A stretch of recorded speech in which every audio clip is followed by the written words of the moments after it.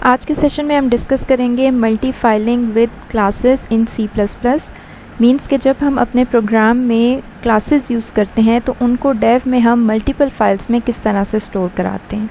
इससे एक तो ये होता है कि अगर आपकी प्रोजेक्ट में जो है फॉर एग्जांपल 25 क्लासेस हैं तो आप खुद इमेजिन करें कि एक ही फाइल में आपने सारी क्लासेस लिखी हो तो वो काफ़ी एक लेंथी सा हो जाता है, इतना समझ भी नहीं आता। जबकि आपने सेपरेट हर क्लास की फाइल बनाई हो तो प्रोग्राम की रीडेबिलिटी भी बढ़ जाती है। एक और इसका एडवांटेज ये है कि आपकी जो क्लास की कंपाइलेशन होती है, जो क्लास की फाइल्स की होती है, वो फर्स्ट टाइम हो जाती है। अगर आपने क्लासेस में कोई चेंजेस की हो तो वो नेक्स्ट टाइम उसे कंपाइल करता है, अदरवाइज वो सिर्फ आपके मेन को ही कंपाइल कर देते हैं। इसके हम आज एक एग्जाम्पल देख लेते हैं। सबसे पहले हम अपना एक न्यू प्रोजेक्ट क्रिएट करते हैं, एम्प्टी प्रोजेक्ट।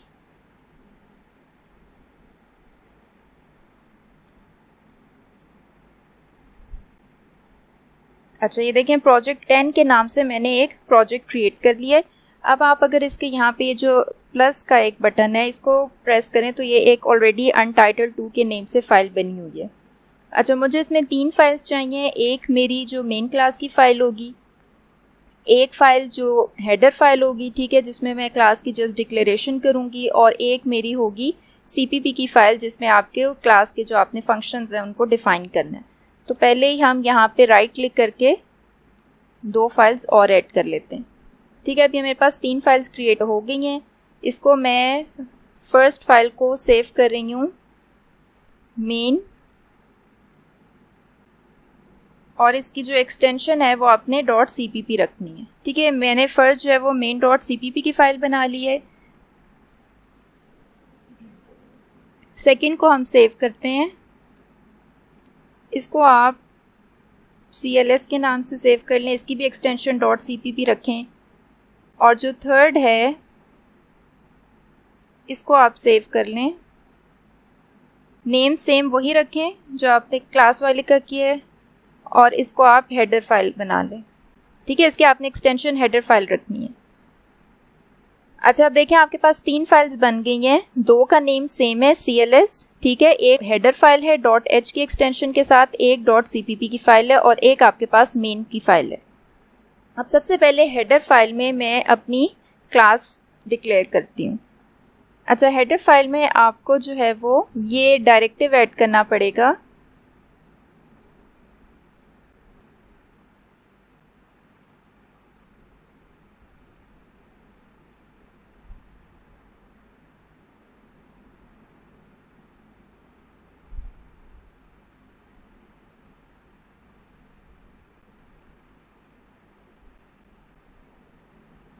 ये जो मैंने डायरेक्टिव ऐड की है मैं आपको अभी बाद में एक्सप्लेन करती हूँ। पहले हम अपनी क्लास डिफाइन कर लेते हैं।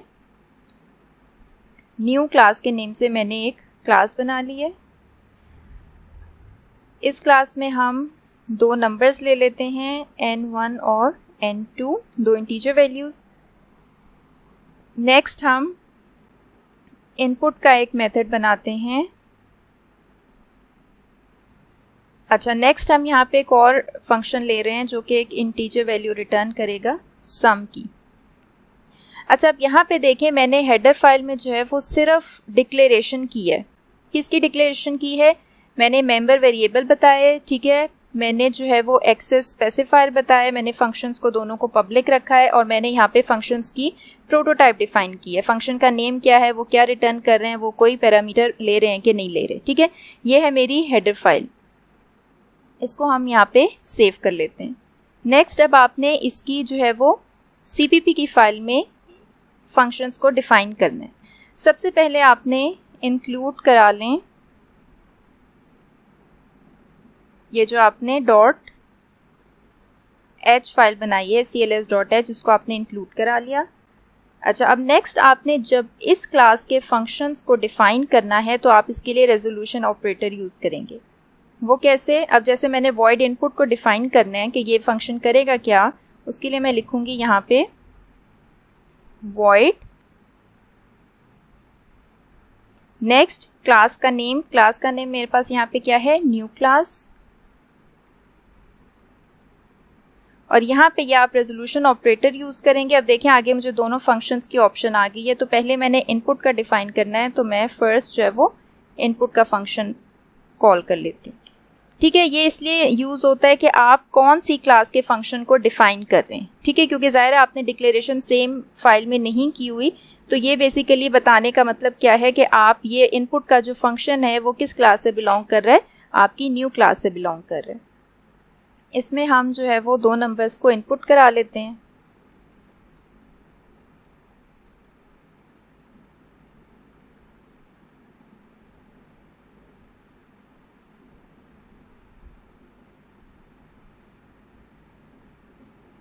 ठीक है, इनपुट के फंक्शन में मैंने 2 नंबर्स को इनपुट करा लिया। अब इसमें मैं क्योंकि सी आउट और सी इन यूज़ कर रही हूँ तो हम लोग आईओस्ट्रीम भी इंक्लूड करा लेते हैं।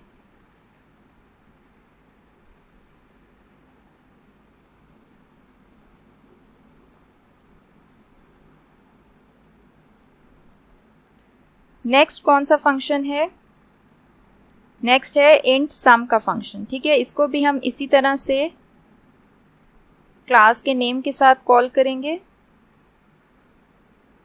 सम, और ये क्योंकि कोई वैल्यू रिटर्न कर रहा है तो हम रिटर्न करा देते हैं n1 प्लस n2। ये हो गया आपके दूसरे फंक्शन की डेफिनेशन। ठीक है, ये हमने CPP फाइल में डेफिनेशंस बता दी हैं, इसको भी हम सेव कर लेते हैं। अब आए आप अपने मेन प्रोग्राम में। मेन प्रोग्राम में हम इंक्लूड करते हैं आईओस्ट्रीम,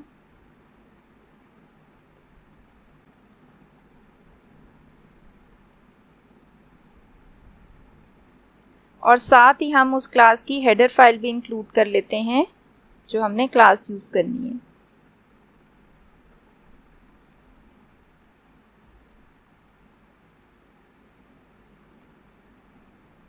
ठीक है, ये हमने यहाँ पे हेडर फाइल इंक्लूड कर लिया cls.h।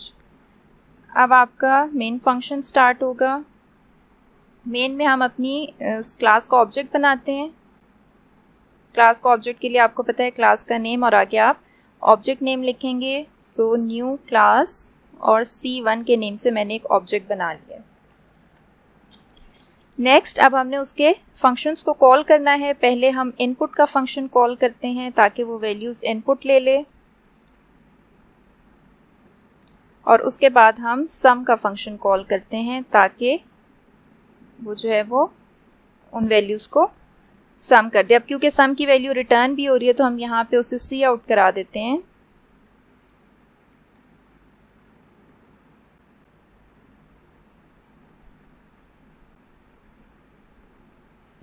ठीक है, वैल्यू रिटर्न हो रही है, या तो आप यहाँ पे उसे किसी वेरिएबल में स्टोर कर दें या फिर आप इस तरह से प्रिंट करा दें। अच्छा, पहले हम इसको रन करके देखते हैं।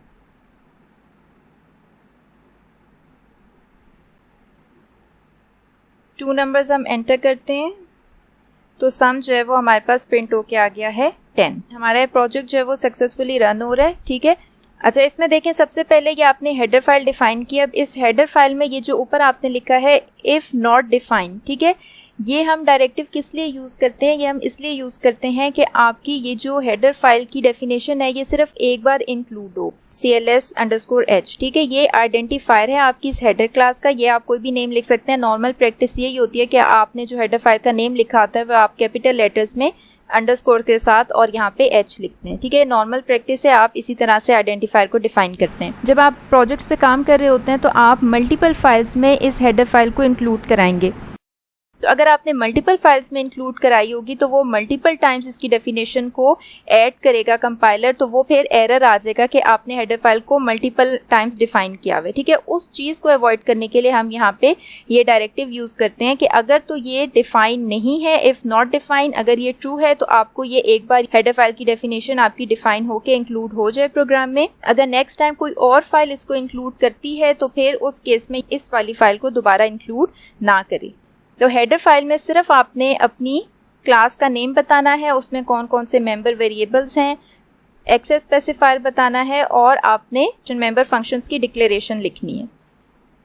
नेक्स्ट आपने जो आपकी .cpp की फाइल है उसमें आपने सबसे पहले हेडर फाइल को इंक्लूड किया है, क्योंकि जो भी आपने क्लास ली है और उसके जो मेंबर फंक्शंस हैं और वेरिएबल्स हैं वो इस वाली क्लास में डिफाइन है। ठीक है, तो ये आपने मस्ट इंक्लूड करनी है।